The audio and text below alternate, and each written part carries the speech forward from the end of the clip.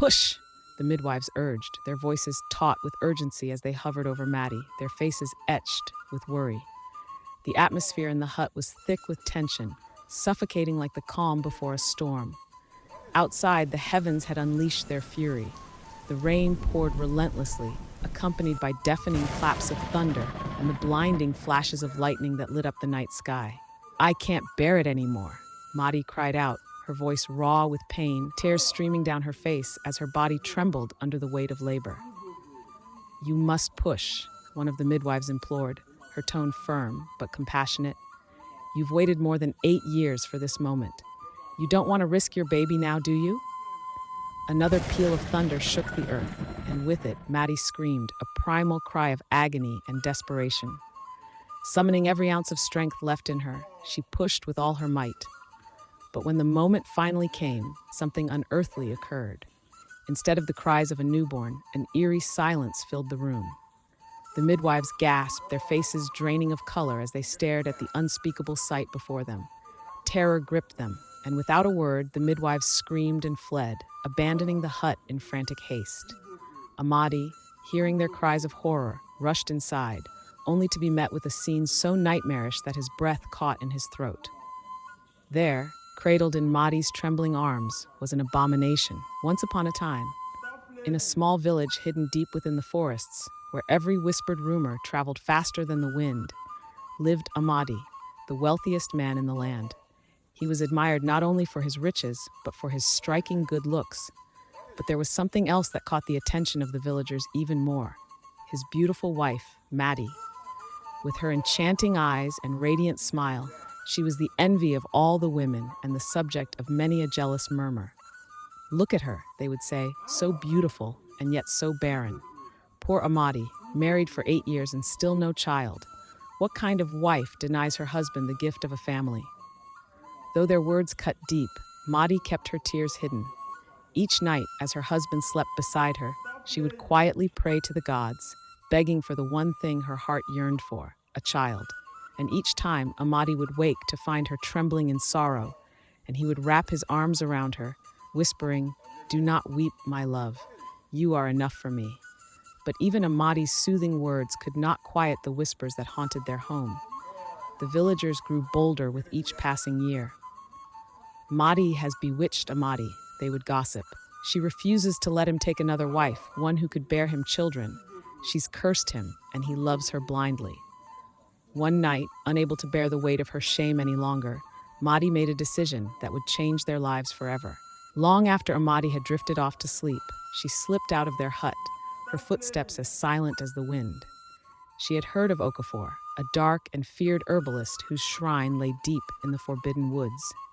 No one dared speak his name aloud, for it was said that Okafor did not only commune with the spirits, but with something far darker, forces from which no one returned the same. As Maddie made her way through the twisting, overgrown paths leading to Okafor's shrine, her husband's warning echoed in her mind. "Never let desperation lead you to a path you will regret." She swallowed hard, pushing the thought aside. She had already tried everything, concoctions from healers, blessings from priests, yet still no child. Maybe, just maybe, this was her last hope. When she finally reached the shrine, the air felt thick and oppressive, like something unseen was watching her. "Come in, my child," a raspy voice called from within the dark hut. The sound made her blood turn cold, but she pressed forward. Inside sat Okafor, his frail body draped in tattered animal skins, his eyes gleaming like a predator's in the dim light. "You are Maddie, the barren one," he said, his voice dripping with contempt. "I don't need spirits to tell me that. The whole village speaks of your shame." Maddie's heart pounded in her chest. How could he know? But she had no time to wonder. She leaned in, her voice barely a whisper. "I need your help." Okafor's lips curled into a sinister smile.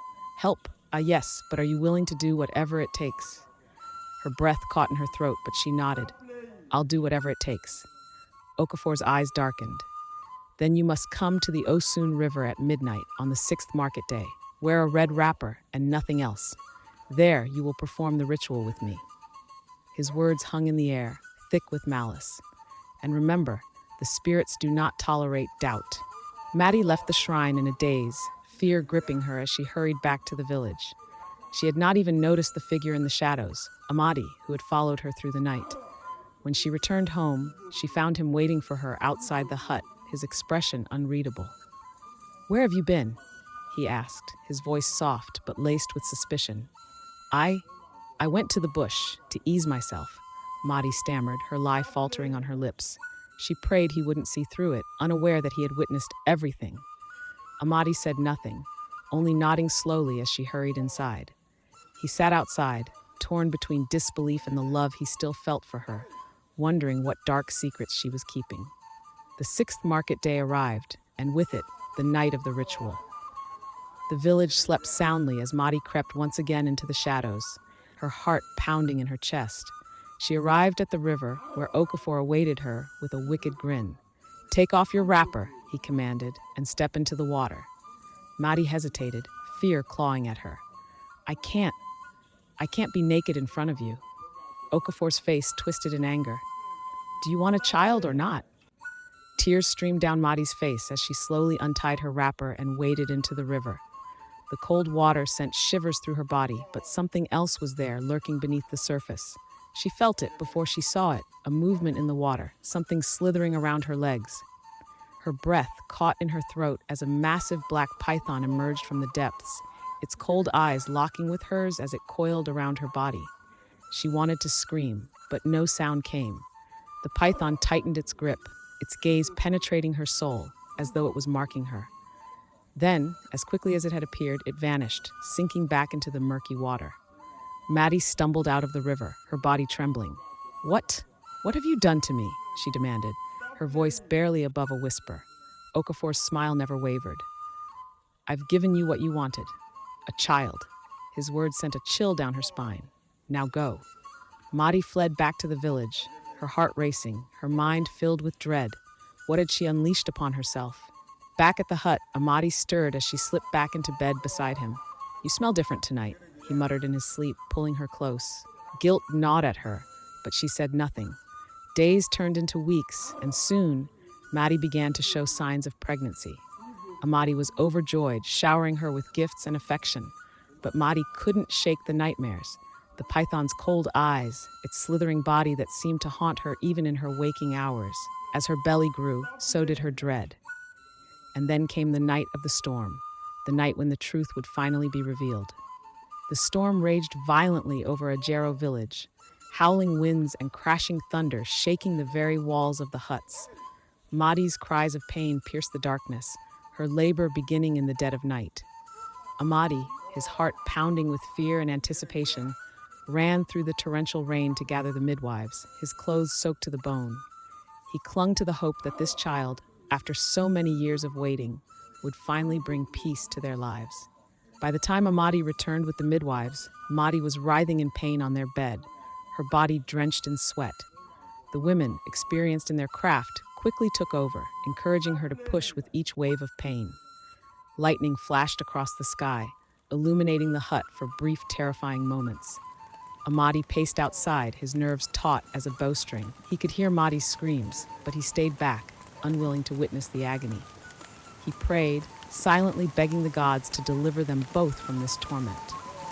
But then, with the next clap of thunder, the midwives' screams tore through the night. Amadi rushed into the hut, his heart in his throat. "What is it?" he demanded, pushing past the terrified midwives. His eyes darted to the bed, and there, in the space where his newborn child should have been, lay a large, gleaming white egg. For a moment, Amadi couldn't breathe. His mind refused to comprehend what he was seeing. He stumbled forward, his knees giving out as he collapsed beside the bed, staring in horror at the unnatural thing before him. The midwives backed away, whispering in frantic voices, their eyes wide with fear. Maddie's face was pale and streaked with tears. She lay motionless, her breath shallow, her hands trembling as they rested over her empty belly. Her eyes met Amadi's, and the sorrow in them was deeper than anything he had ever known. This can't be," Amadi whispered, his voice shaking. "This isn't possible." Maddie sobbed, her voice barely audible. "Amadi, I'm sorry. I didn't know this would happen." Amadi's heart shattered. He had dreamed of this moment, of holding a child in his arms, of finally silencing the cruel whispers of the village. Instead, there was only this terrible, unearthly thing, a cursed egg.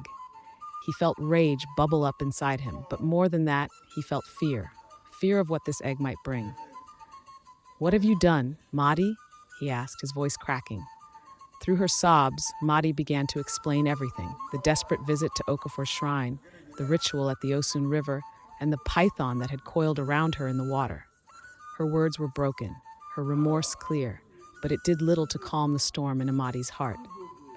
He stared at the egg, a symbol of everything unnatural, and felt a deep, growing sense of dread. "We can't keep this," he said suddenly, his voice sharp. This thing can't stay here. It's not a child, it's a curse. You've brought a curse into our home." Madi gasped, her tears flowing freely as she scrambled to kneel before Amadi, clutching at his legs. "Please, Amadi, no, I carried it inside me. It's still our child, no matter what form it's taken. Please, don't let anything happen to it." "How is this a child?" Amadi roared, his voice booming above the sounds of the storm outside. This is no child. It's a monstrosity." He turned away, his hands gripping the sides of his head, trying to think. He had never imagined such a horror would unfold, but he loved Madi more than anything, and that love warred with the anger burning inside him. Then a thought struck him like lightning. "The prophecy," he muttered to himself, remembering the villagers' long-forgotten warnings. It had been whispered once that a python god would try to take human form, to destroy the balance between the gods and mankind. Could this egg be connected to that ancient curse?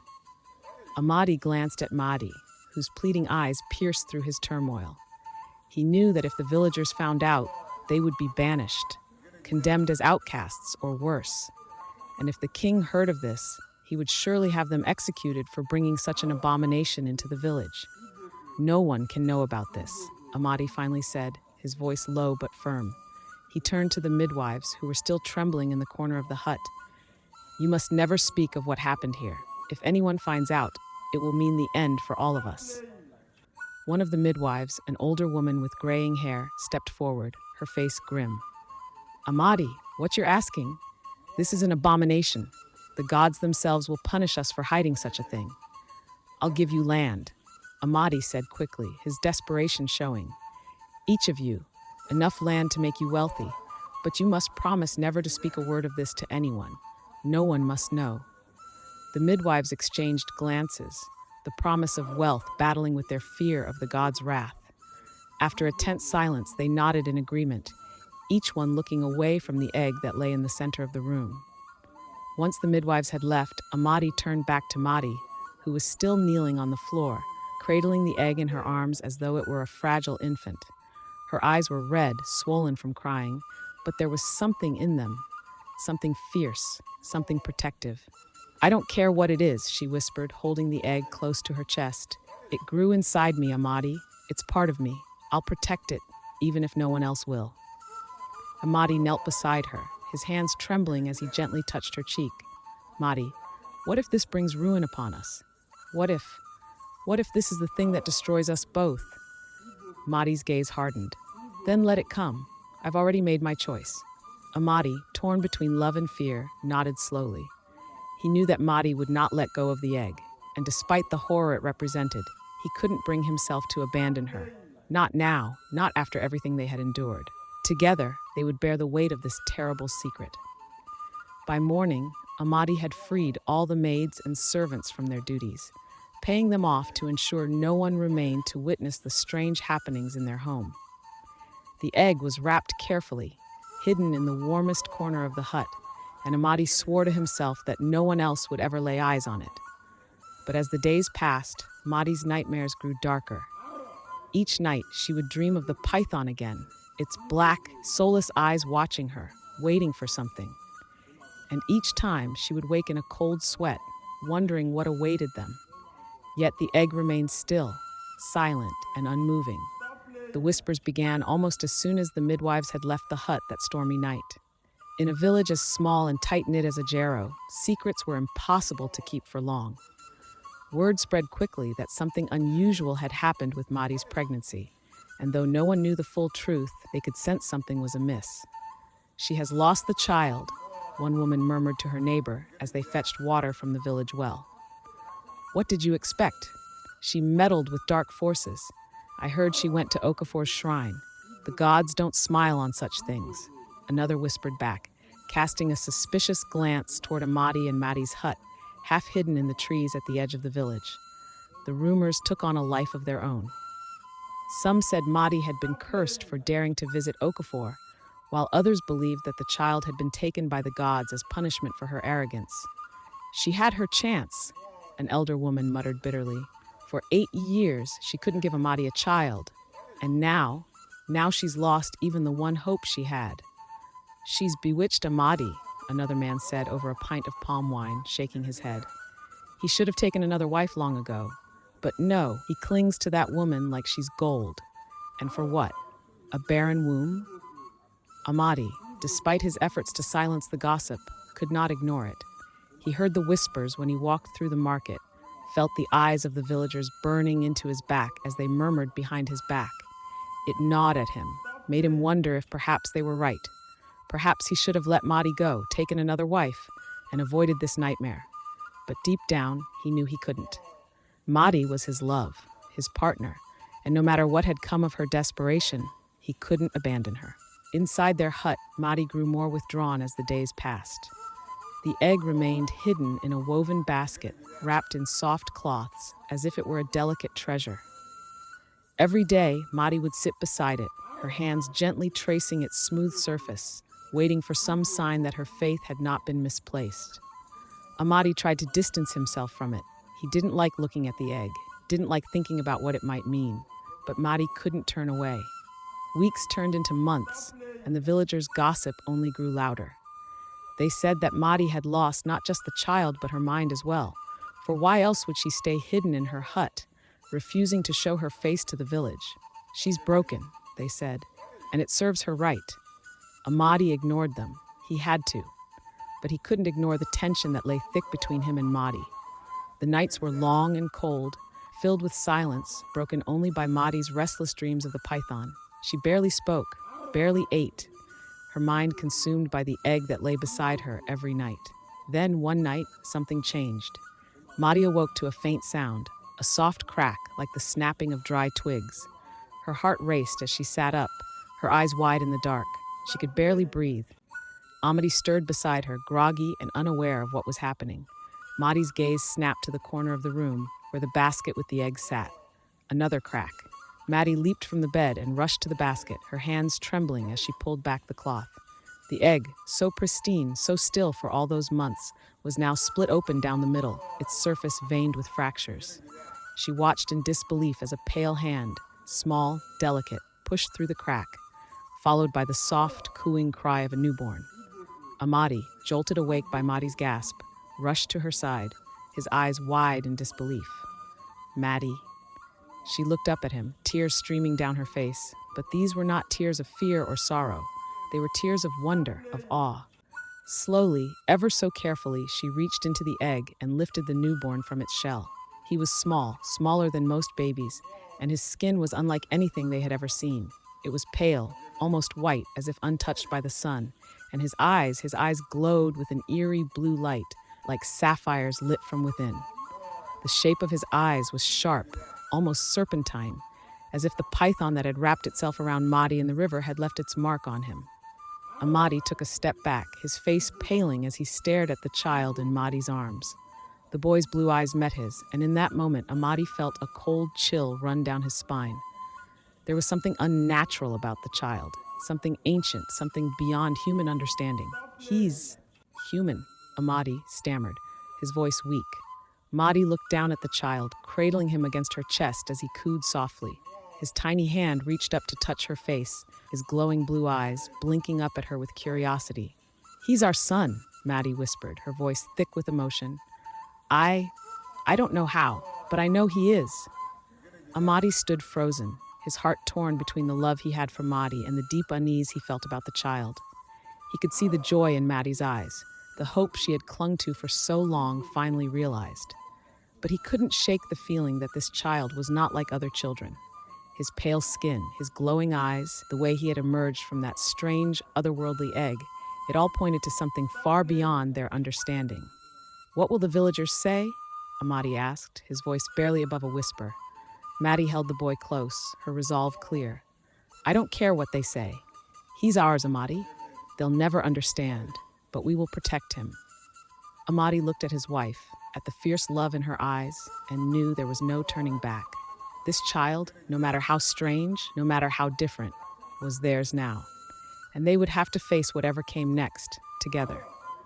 But as Amadi stared into the child's glowing blue eyes, he couldn't shake the feeling that something dark and powerful stirred just beneath the surface, something that would one day reveal itself to the world. And when it did, it would change everything. For the first few months, the pale-skinned, blue-eyed boy lived in secret, hidden from the world. Madi, driven by a fierce maternal instinct, never let the child leave their small, dimly lit hut. She tended to him day and night, singing soft lullabies and cradling him as if he were the most precious thing in the world. Amadi, torn between love and fear, supported her from the shadows, but deep down the boy unnerved him. The unnatural glow of his eyes, the way his skin remained cold, no matter how warm the hut became. It all felt wrong, as though he were something born of another world. No one in the village knew the truth. The villagers still gossiped, speculating about the child Madi had supposedly lost. Some believed she had never been pregnant at all, that it had all been a trick to hold on to Amadi's wealth and affection. But others, particularly the older women, whispered darker things, of curses, of deals made with forbidden spirits. She's hiding something, they would say as they gathered around the market. Have you seen her lately? Always in that hut, never coming out. There's something wrong in that house. Despite the rumors, no one dared confront Madi or Amadi directly. They were too powerful, too respected, or perhaps too feared. Still, eyes were always watching, and in a village as small as Ajero, secrets were like tinder waiting for a spark. The boy grew quickly. By his first year, he was walking, his steps silent as he moved across the hut, his glowing blue eyes ever watchful. He was an odd child, quiet, unnervingly calm. He rarely cried, and when he did, the sound was more like a hiss than a wail. Maddie adored him, but even she couldn't help but notice the strangeness in his nature. Sometimes in the dead of night, she would wake to find him standing by the window, staring out into the darkness, his glowing eyes cutting through the shadows like twin flames. Amadi insisted that the boy not leave the hut. It's not safe, he would tell Madi, though deep down, he knew that what he truly feared was the reaction of the villagers. If they saw the boy, saw his unnatural features, his snake-like eyes, they would know. And once they knew, there would be no peace. There would be fear. And with fear would come violence. But the boy grew restless. He would watch from the window, his fingers pressed against the glass, as other children ran through the village, playing in the fields, their laughter carrying on the wind. He didn't speak much, but when he did, his voice was soft and unsettling, almost as if it belonged to someone far older than his years. Mama, he would whisper, tugging at Maddie's sleeve. Why can't I go outside? Maddie's heart would break each time he asked. She didn't know how to explain to him that the world beyond their hut wasn't ready for him, that they would see him as a monster, not the beautiful boy she saw. Soon, my love, she would whisper, kissing his cold forehead. Soon, when it's safe. But that safety was shattered one fateful day. The king of Ajero, a stern and superstitious man, had long heard the whispers surrounding Amadi's household. His palace was built on control, and anything that threatened the peace of the village, whether real or imagined, was a threat to his rule. He had dismissed the early rumors of Madi's strange pregnancy as village gossip, but as the months passed, the stories grew more persistent, more troubling. There is something unnatural in Amadi's house, his advisors told him. The villagers speak of a child with pale skin and eyes like a snake. The king could no longer ignore it. He summoned his seer, a wizened old woman named Nena, who had long advised the royal family on matters of the spirit world. Nena entered the king's chamber, her eyes milky white from years of communing with the gods. What do you see, wise one? The king asked, pacing anxiously. Is there truth to these rumors? Nena closed her eyes, her breath shallow as she entered a trance. The room grew cold, and the king could feel the presence of something ancient and powerful stirring in the air. After a long silence, she spoke, her voice distant as though coming from another realm. "There is a presence in this village," she whispered. "Something not of this world. A child born from a pact with dark forces. His fate is intertwined with the old prophecy. The serpent seeks to walk among men once more." The king's blood ran cold. The old prophecy, the one that spoke of the return of the python god seeking to take human form and destroy mankind, had been spoken of for generations, but no one truly believed it. It was a tale meant to frighten children. But now, with the seer's words, it felt all too real. "Summon Amadi and his wife to the palace," the king ordered, his voice shaking with a mixture of fear and fury. "I will hear from them directly." That evening, as the sun set over the village, a royal messenger arrived at Amadi's hut, his face stern and unreadable. "The king summons you and your wife to the palace at once." Amadi's heart sank.